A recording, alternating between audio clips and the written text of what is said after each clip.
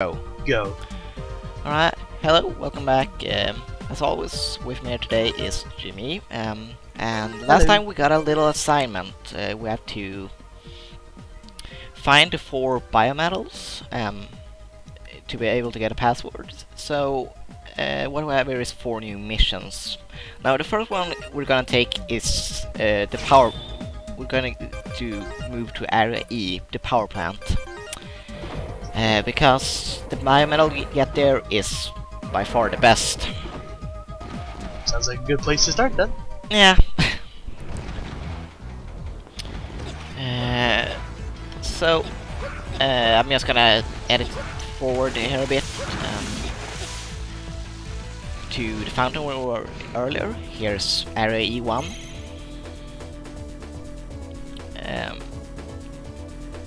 I'm not that big a fan of the music here. It's not really my favorite, but it works, I guess. So here, Yeah, it seems alright. Yeah.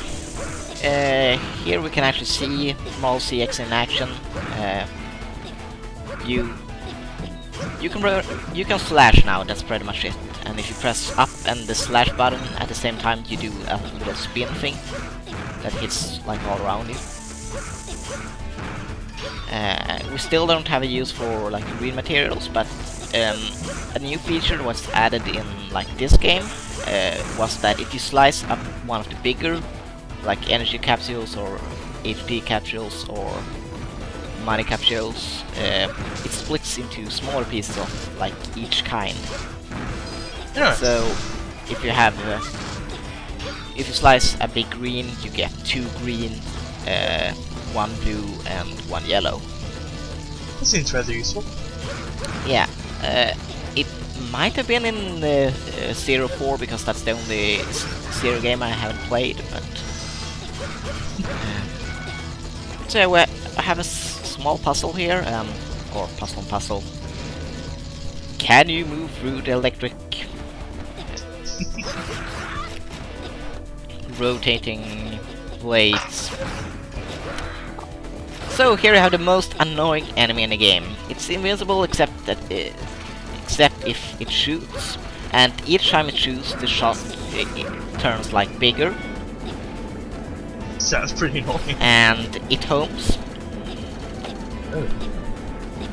So what we do here is this little trick. You can jump on these gears to get on a higher level here, and there's hidden walls here, so you can go to a secret area. I actually thought those gears were part of the background, to be honest. Yeah, it kind of looks like that to fool you into thinking it's not really that big of a deal. So here we have Area E3, which is... That's where they released all the new video games. Exactly. That's why it's a secret. So otherwise you just skip from E4 to E5. Now you just go from E4 to from E2 to E4, and then from E4 to E3. Wait, you mean 3 doesn't come between 4 and 5? Yeah, I know, it's kinda strange. So now that we destroyed that yellow light bulb, we successfully stopped the power in this facility, except it's still bright for some reason. It must use some kind of backup system.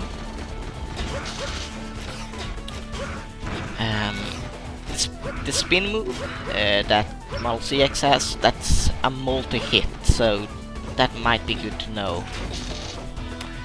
And now we have another secret. If you dash jump here, you can get to a secret item. Of course, that green guy doesn't make that easy, but in the end we get our sub-tank. You saw that thing there earlier between, was like build drop. Those are usually crushers that try to kill you. And now we get to E6, and there's a mini-boss here. He's really easy. First, he shoots a laser, then he tries force and pushes you, and that makes you like drop down. And those are his only 2 attacks right now. You can attack his head, or you can attack the laser itself. It's usually a better idea just to focus on the head like directly, so you can get over with this boss battle, because it's not really that interesting. But I like the way it shines when he uses the laser. yeah, so now we got the laser destroyed, so now it gets a new attack. It can actually now it can actually attack you if you wall jump. So we defeated that, and we gain access to a hidden door, which leads to the other side. To another door. So, here we had the factory of Navis. You know, if they only had voice acting in this, you can just hear the hey listen all around here. So basically, cyber elves are sentient beings that were introduced in the Zero series, and they do like simple tasks, but they also have personalities programmed, and considering like most of the early like cyber elves kind of died once they did something, I don't really see why they would have personalities. That feels a little bit unnecessarily cruel. But yeah, it does. and right now they are harvesting cyber elves for energy, because you know they're totally not evil, guys. Totally not. Slithering seems legit. So now that we have like the sub tank we got earlier there, oh, and the cannon can also destroy other cannons; they're invincible otherwise. So now we got a sub tank. When our health is full, if we pick up energy, then it replenishes our sub tank, and a sub tank is like a healing kit. Also here we have Total Not Sinister beating heart in the background. Yeah, because they're not having the point home. Totally. That green guy is a pain, and you will fall down if you don't destroy it with like the buster.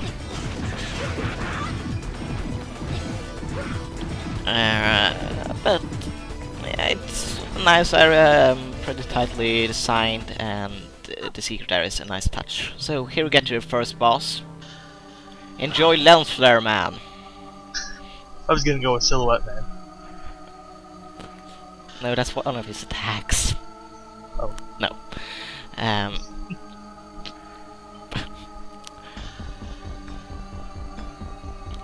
No, really.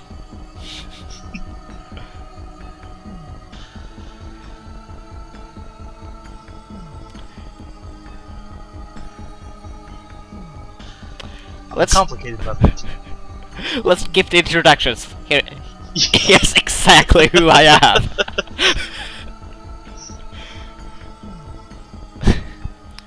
So, can you guess which element High Volt is? He's a water element. Exactly. With traits of fire. High Volt is pretty easy. He has quite a bit of attacks. Here's slowly shooting electric claw thingies. And that's... yeah, I don't know the attack name for this. It's no real a big deal, you just jump and then turn slightly to the left to avoid it, and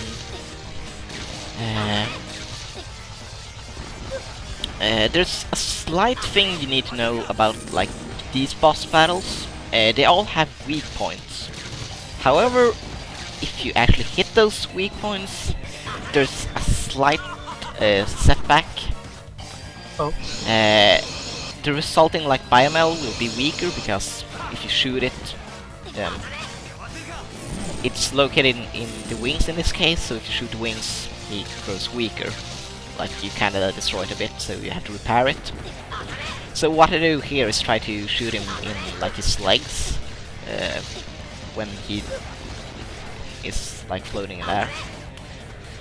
He's pretty easy to beat that way, and we get a level 4 victory, which means that we didn't hit his weak point even once.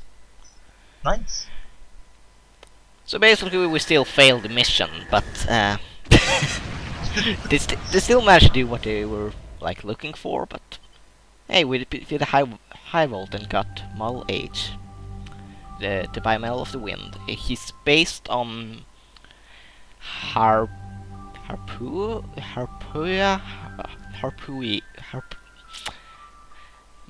He's based on a character from Mega Man Zero, the Sage, who was kind of like the leader of the four Guardians, and now he's a Biometal. What a wonderful feat. It's quite an upgrade.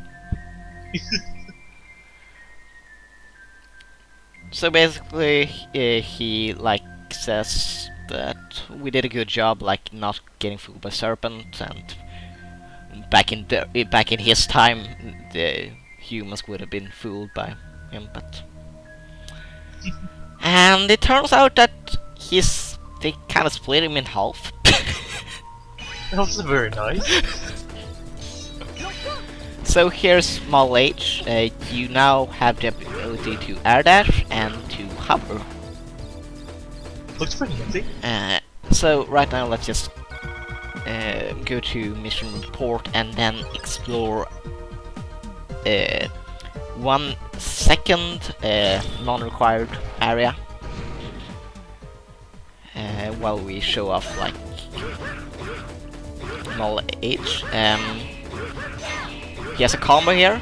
If you do these two buttons are a low slash and a high slash. If you do low slash, high slash, low slash, he does a sonic boom attack. Nice. He can dash up and sideways, and he's really my favorite form. He makes it much easier to like explore. He seems pretty cool. Yeah, and here's the bottom screen. With Model H, you get like a life bar there on the bottom screen, and you can also see the boss's weak points. So at the beginning of every like pseudo boss battle, I'm gonna switch to Model H and show the bottom screen, just to show you what.